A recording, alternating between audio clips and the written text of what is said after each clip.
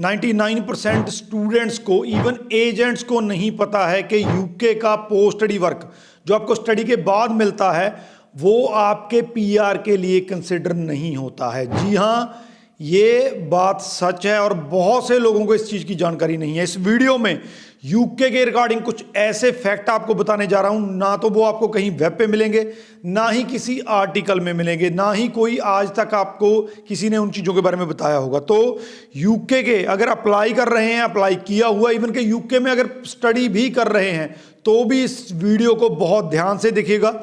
इसके अंदर जो मैंने चीज़ें बताई हैं वो आपके लिए बहुत ज़्यादा इंपॉर्टेंट है अगर आपने यूके में लॉन्ग टर्म स्टे करना है या वहाँ का पीआर जिसको आईएलआर भी बोलते हैं वो अप्लाई करना है। बहुत ही प्रैक्टिकल टिप्स हैं, कहीं पे भी नहीं मिलेंगे। 99% लोग इन चीज़ों के बारे में नहीं जानते हैं, तो इनको जानने के लिए वीडियो को एंड तक देखिएगा। उससे पहले हमारा यूट्यूब चैनल जरूर सब्सक्राइब कर लीजिए क्योंकि इस पर आपको ऐसी ही इन्फॉर्मेटिव वीडियोस देखने को मिलती हैं। इसमें मैं आपको 3-4 चीज़ें ऐसी बताने जा रहा हूं जो बहुत ही ज़्यादा वैल्यूएबल हैं आपकी जर्नी के लिए। कोई भी स्टूडेंट यूके इसलिए जाता है या किसी भी कंट्री में इसलिए जाता है ताकि वो वहाँ पर जाके काम कर सके, अच्छी स्टडी कर सके और सेटल हो सके अगर पॉसिबिलिटी है तो। यूके में जाने वाले कोई अलग से नहीं है, उनकी भी यही जो है वो गोल होता है। लेकिन आम तौर पे आपको पूरी इंफॉर्मेशन होने के ना कारण 80% स्टूडेंट्स को यूके से वापस लौटना पड़ता है। तो इस वीडियो में यही बताऊंगा कि कौन सी वो चीजें हैं जिनका आपने ख्याल रखना। तो इसमें मैं आपको पोस्ट स्टडी वर्क के रिगार्डिंग कुछ ऐसे टिप देने जा रहा हूं जो आपको लॉन्ग टर्म स्टे में हेल्प कर सकते हैं और आपको यूके का आईएलआर यानी कि पीआर भी दिला सकते हैं।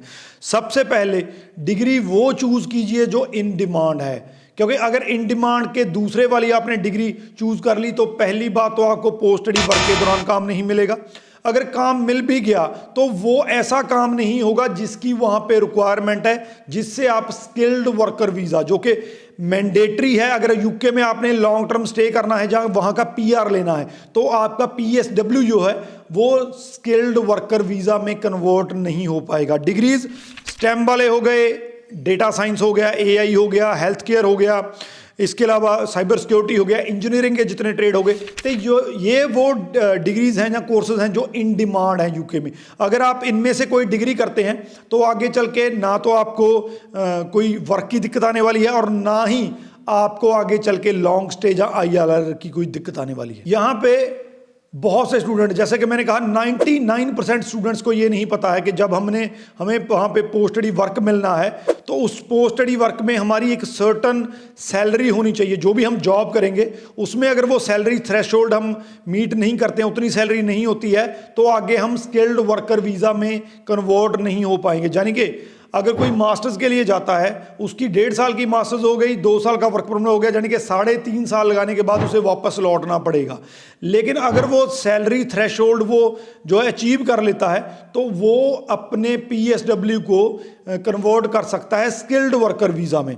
स्किल्ड वर्कर वीज़ा में कन्वर्ट करके 5 साल का जो वीज़ा है वो और ले सकता है, जिसकी वजह से उसका पीआर पॉसिबल हो सकता है। अब थ्रेशोल्ड क्या है? थ्रेशोल्ड है 38,700 पाउंड पर ईयर आपकी जो है वो होनी चाहिए।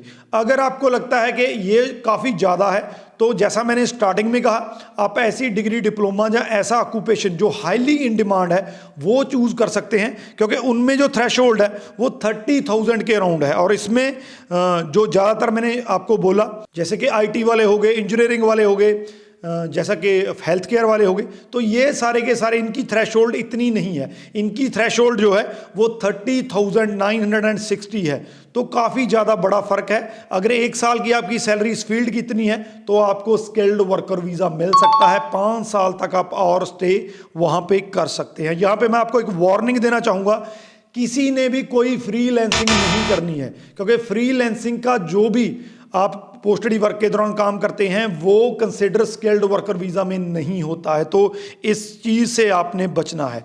इसमें मैं आपको एक और चीज़ बताना चाहूँगा कि आप जब आप अपनी स्टडी स्टार्ट करते हैं तो कोशिश करें कि स्टडी के दौरान जो आपको वर्किंग आवर मिलते हैं, जो आपको वर्किंग राइट्स मिलते हैं 20 आवर्स पर वीक, तो उसको आप यूज़ कर सकते हैं ऐसा एक्सपीरियंस डेवलप करने के लिए। तो कोई ऐसी आप कंपनी ढूंढिए जिसमें आपको वो एक्सपीरियंस मिल सके जो हाईली इन डिमांड है, ताकि जब आप अपने वर्क परमिट पे जाएं तो उसमें फुल टाइम जॉब कर सकें और वो फुल टाइम आपको आगे जो है वो वर्क वीज़ा में कन्वर्ट करने के लिए हेल्प कर सके। तो आपने इस चीज़ का ख्याल रखना है। उसके बाद जब आपका ऐसी आपको कोई जॉब मिल गई, आपका उसमें एक्सपीरियंस हो गया, तो पोस्ट स्टडी वर्क के दौरान आपने उसी जॉब में आगे चल के कंटिन्यू करना है, ताकि आपका सैलरी थ्रेशोल्ड भी अचीव हो सके और आप हाईली डिमांड इंडस्ट्री में जो है अपना एक्सपीरियंस ले सके। अगर ये दोनों चीज़ें कर लेते हैं तो 101% श्योर है कि आपको आपका जो PSW है वो आगे चल के वर्क वीज़ा में, स्किल्ड वर्क वीज़ा में कन्वर्ट हो जाएगा। आपको 5 साल की और स्टे मिल जाएगी। जब आपको 5 साल की स्टे मिल जाती है तो उसके बाद आप एलिजिबल हो जाते हैं ILR के लिए, जिसको इंडेफिनेट लीव टू रिमेन कहते हैं, जिसको यूके का PR कहते हैं। बहुत से लोग ये सोचते हैं कि यूके में PR नहीं हो सकता है। 101% हो सकता है, लेकिन जो मैंने यहाँ पे आपको चीज़ें बताई हैं, अगर आपको उनको करते हैं, इसी तरीके से करते हैं, तभी आपको वहाँ का PR मिल सकता है।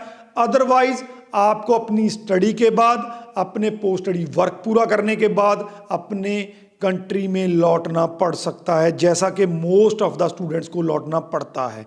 तो ये वो प्रैक्टिकल टिप्स हैं, जैसा मैंने बताया, आपको किसी भी वेबसाइट या किसी भी वीडियो में नहीं मिलेंगे। इसीलिए बहुत इंपॉर्टेंट वीडियो है, इसको प्लीज़ शेयर जरूर कर दीजिए, क्योंकि बहुत से स्टूडेंट ऐसे हैं जो यूके में जाना चाहते हैं या यूके में बैठे हैं, जिनको ये नहीं पता है कि आगे चल के जो आज वो डिसीजन लेते हैं उनका आगे चल के लॉन्ग स्टे में और PR में बहुत बड़ा रोल प्ले करने वाले हैं। तो शेयर जरूर कर दीजिए। इस वीडियो के रिगार्डिंग अगर कोई क्वेश्चन है तो नीचे लिख दीजिए, आपको आंसर मिल जाएगा। राजवी चहल, थैंक यू सो मच।